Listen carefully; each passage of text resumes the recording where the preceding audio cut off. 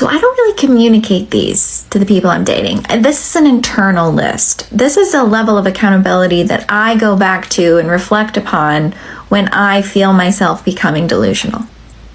Okay? This is like, oh really? You think you're falling in love? Let's go back to your list and see exactly how many ways in which you're being delusional. Okay, so I go back and I look at it and I check and I go, okay, realistically, I can only confidently identify about 1/3 of these things that I know I need to be in a loving, committed relationship with someone. So certainly not enough information to be in love. Now I get swept up in relationship because I'm awesome. Okay? I can be an amazing partner to many different kinds of people. But not very many people could be an amazing partner to me. I could probably be in a successful relationship with a wall.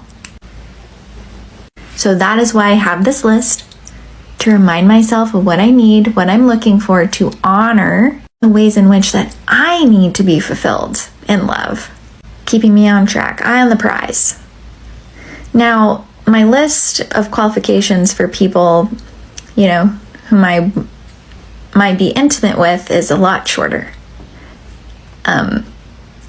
It certainly doesn't make it into the double digits, I'll tell you that right now. When I first moved to Boston, I thought I was going to date a rich, educated Harvard man.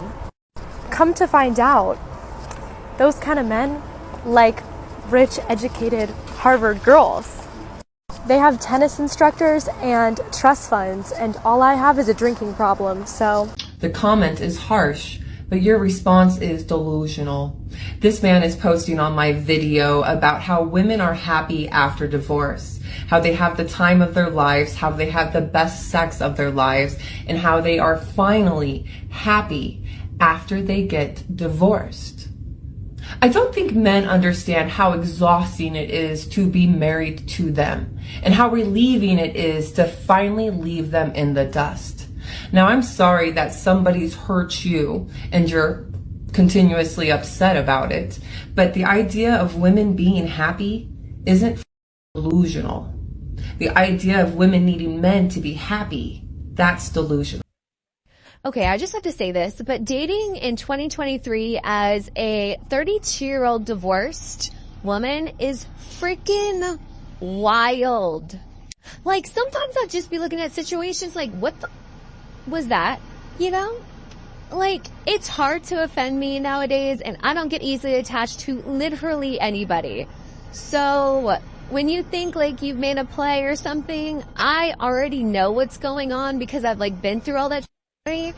So it doesn't affect me. I'm just gonna go ghost, Ladies, if you want to know if a guy's genuine or not, just don't sleep with them. That's literally it. Just don't sleep with them. Wait some months. Wait some months till you sleep with them and give them your precious gift that you could possibly give somebody. Because whenever you sleep with these guys and you create those soul ties, it's over. It's over.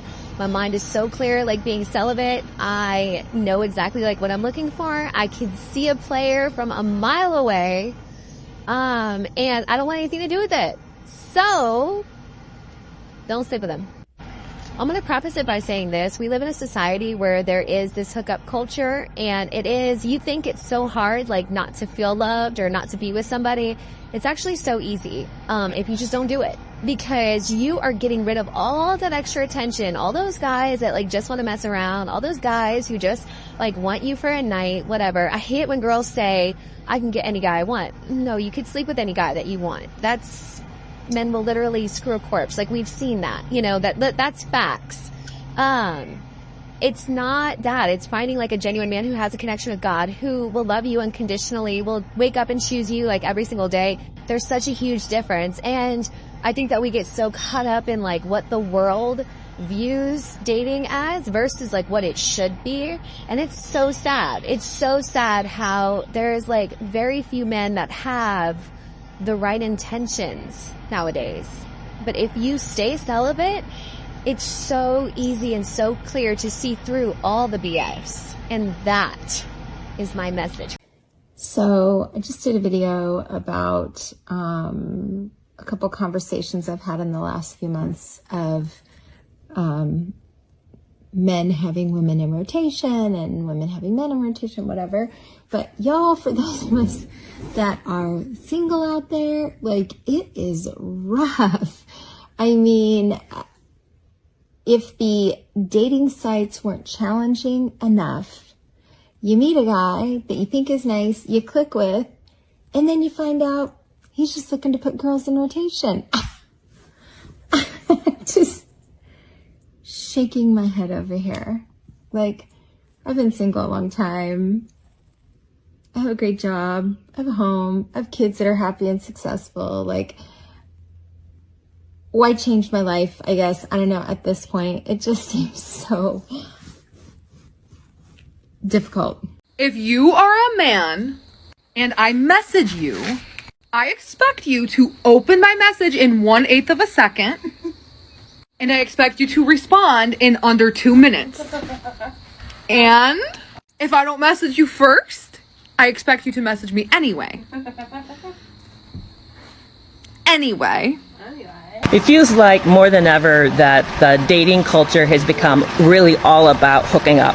And there's a lot of deception, a lot of lies. And I just got back off apps. I just couldn't take it. Couldn't take all the manipulation, exploitation. And I've been trying to think of a way to describe it to those who it doesn't happen to, maybe to those who are doing it, are guilty of doing it, so they could understand what it feels like. So imagine you're in a relationship with somebody who's all about your paycheck. And maybe a lot of you like, oh yeah, I already know that, I've been there, that happens to me all the time. But imagine you're a person who's in a relationship that the only thing that's important about you is the paycheck, and you park cars, and you've been doing it for a long time and you're masterful at it. In fact, when you park a car, the owner gets that car back in better shape than they gave it to you. But you're now getting older and slower, and maybe you don't have all the flash that you used to have, that others have, and so you get passed over. And you're even told that you're a has-been, washed up, and should stop.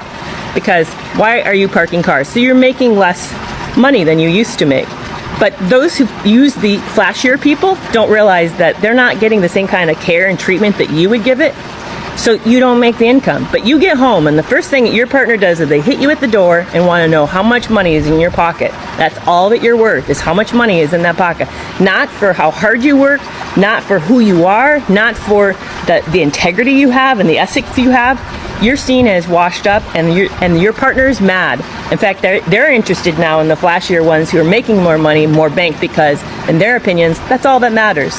That's what it feels like to those of us who's seen through the grid of our physical looks and fails to see us as a whole person with an amazing personality, experience, knowledge, and the rest. It hurts. And maybe you're saying, well, too bad, so sad, get over it. Yeah, okay, yeah, I am getting over it. But it's sad, because I'm not a commodity. I'm not a piece of meat.